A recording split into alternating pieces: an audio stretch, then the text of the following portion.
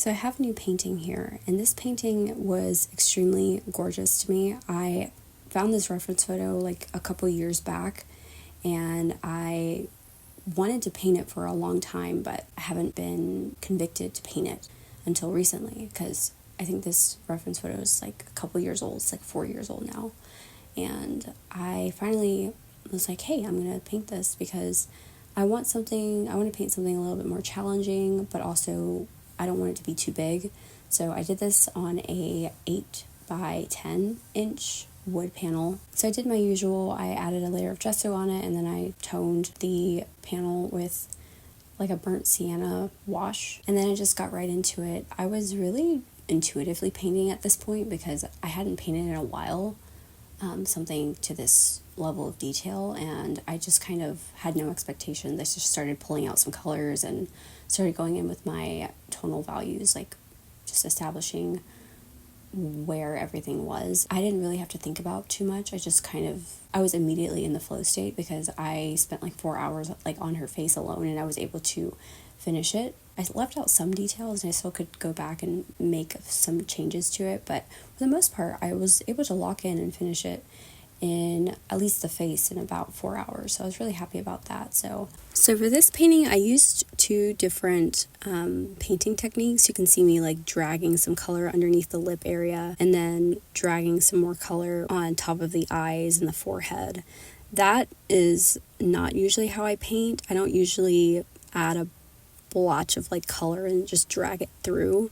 Normally what I do is I dilute my paint with some Gamsol, and then I'll do it like a fresh first layer, and then I'll let that dry for about like a minute or so, and then I go back in with more colors. And I did kind of do that for like the highlight of the part where there's, you know, a little bit more white, or there's like a highlight or a shadow. You kind of can't just do that with the white, in my opinion. Like you kind of have to layer the titanium white up.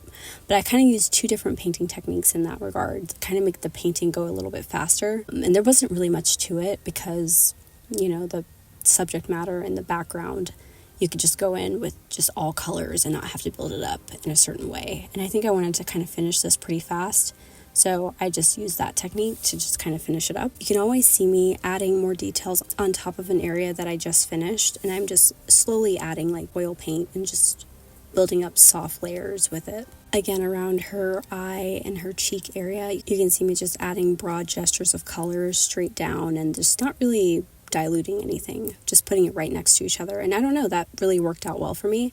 And then I just went over with a brush that had no pigment. It was completely dry, and I just kind of, you know, brushed over what I was seeing, just kind of smoothing out that color and blending it in. Touching back on this painting, her face was just like so ethereal and so haunting, and so much emotion behind her eyes, and I really wanted to capture that well.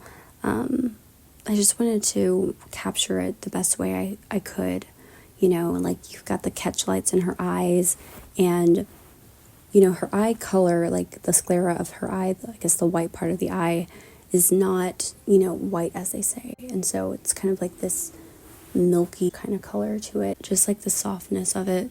There's so much texture and there's so much information going on that I'm wanting to capture, and I have to remind myself to that it's okay to not paint every single little detail. Sort of training my eye to paint everything behind it and really build the painting up and forward, and then as a finishing touch you can add more details on top of what you're creating. But I think that's really important when you first start to begin a painting. It's just what's happening on those layers underneath. It's like you paint those layers first and then you build your details on top last. And just not get so carried away with the details, but they are so fun and so beautiful. I love it. And towards the end, you can start seeing me finishing up this painting by adding some of her lashes and just being kind of meticulous, kind of not. It's very awkward angle to paint her lashes like on camera without getting my hand in the way, so I had to turn the painting upside down, and then just kind of a last minute color correcting on the skin. So here you can see that I'm starting to pull out a little bit more colors to continue this painting a little bit further. So the first phase was like her face, and then I leave it for a couple days, and then I start pulling out more colors to continue painting and see the next steps in the painting process. So the next step, I grabbed some brushes and then I started to paint her jewelry and her necklace piece. So I started outlining it with a black oil paint and then a very thin liner brush. And this really helps me get precision with what I'm painting. It's very tedious, very time consuming, this part of the painting, but I really had to really hyper focus on what effect I was going for. And then I just used a lot of my medium to just kind of thin the paint and just do like a soft little layer of how I wanted to establish most of the colors. And then I started to go in with a little bit more color, more pigment in my oil paints, so that I started to establish and build up colors, but I putting them right next to each other the way I see it in the painting. And so I think the first step was to break down each color that I was seeing within her jewelry piece, and always remember that, yes, it is metal, so you have to have your highlights and then your mediums and then your really dark points, but also still remembering to be subtle with it. There's a very popular painter on YouTube. I think his name is Mark Carter, and he has the oil painting or paint channel that's called Draw Mix Paint. And he was also talking about how it's very important to achieve subtlety with your paintings when you're trying to paint anything on a realistic standpoint, because we tend to get carried away with all the extra details and highlights making it pop. But sometimes when you look at something in real life and you're analyzing it with your eyes, you don't really see lines and you don't really see so much extra details that we tend to execute in our paintings. So I always try to remember his teachings about being subtle with his oil paintings, especially when it comes to the metal and the scarves and the different textures that are executed in the painting. And it's even hard for me to remember to be subtle because I want to just get really carried away with it. But it's good to have like sort of a balance between that subtlety, and then it's also remembering that it's still a painting, so it's okay to still remember to have like brush strokes and different types of feels to it. So, but you don't always have to paint that way either. It's never so black and white. You can paint however you want to, but if you're going for a certain effect with your paintings, then it is important to remember the softness and the subtlety to really grab it beautifully. And you don't really need a lot. That's sometimes, like, you see when people make paintings and they're like kind of leaving out a little bit of details, like your eyes tend to fill in the blanks. You know, it's like, why does it always seem like when somebody just does like something really quick and just very sketched and they leave out a lot of details, our eyes perceive it more accurate than an actual finished oil painting. So I think that's a very interesting case. So you can leave out some of those extra details, and it's very beautiful. You can have so many different effects when it comes to painting, and there's no right or wrong kind of thing to it. So I kind of wanted to talk about this little section here. Obviously, it's acrylic paint, and I'm just trying to establish where everything goes before I go in with my oils, and this part is just me kind of mapping out where everything will go and just kind of keeping the colors all nice and neat together. And I really like this part. It kind of saves me a lot of time as far as like the drying time of my cadmium oranges and all of my reds, because they take forever to dry. So this is just going to cut down a lot of that time and help me build up layers faster. And it's very, very nice to have this step. And obviously you don't have to do this in your paintings, but it's really helpful for me. Painting her headscarf was honestly my favorite part. I knew exactly what I wanted to do, but I started off with acrylic paint first, and then I went back over it with oils.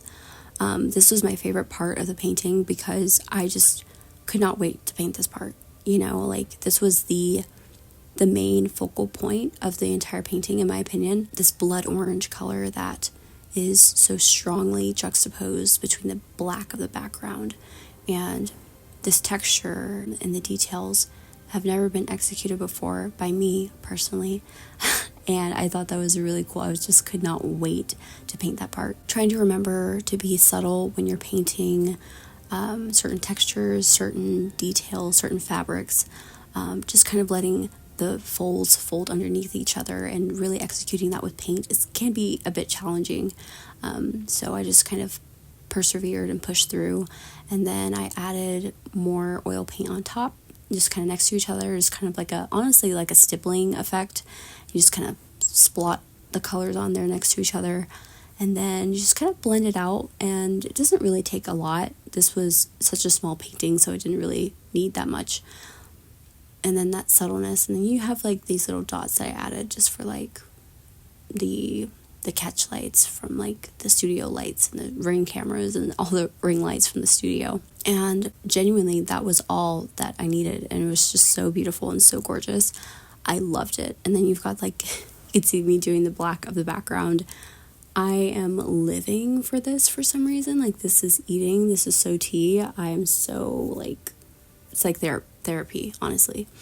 And then there's like this effect that I like to do where if I have a subject and a background, I like to do a neighboring color that kind of marries the background and the subject to the background, so it's not so stark. I hate when it just looks like it was just plastered on there, so I have to kind of blend it into the background, make the subject become one with the background, so it looks like an actual painting, in my opinion, and not just like a sticker. And then I started doing the texture of her skin, and this part was so interesting because like I added like this yellow color in like her décolletage area, which I loved so much, and I also kept that painterly effect, as well. So just kind of fall apart. Like, I want to show like photorealistic, but also remember that it's still a painting at the end of the day. So I think I executed that very, very well. I'm so happy with how this turned out. So after I finished painting, I let this painting dry for about a week, and then I went back over her décolletage area because I thought it was a little bit too bright, so I wanted to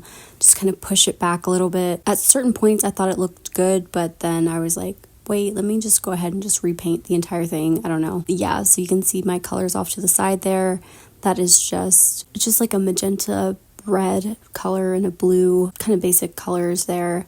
And then I just start going back over the shoulder area and just really just kind of trying to push her tone back into the background, and honestly trying to make it match her face a little bit more, because I just felt like there was two juxtaposing skin colors. So that's what it looks like towards the end. I'm super pleased with how it turned out. I love it so freaking much. Like, this painting is literally glowing, and I am absolutely obsessed. And it's so small, like you wouldn't realize how much of an impact that it has because it's so small, but sometimes even a small painting can have huge impacts just because you have different textures and boldness, and that just makes all the difference. Thanks so much for watching, and stay tuned for more videos. Bye!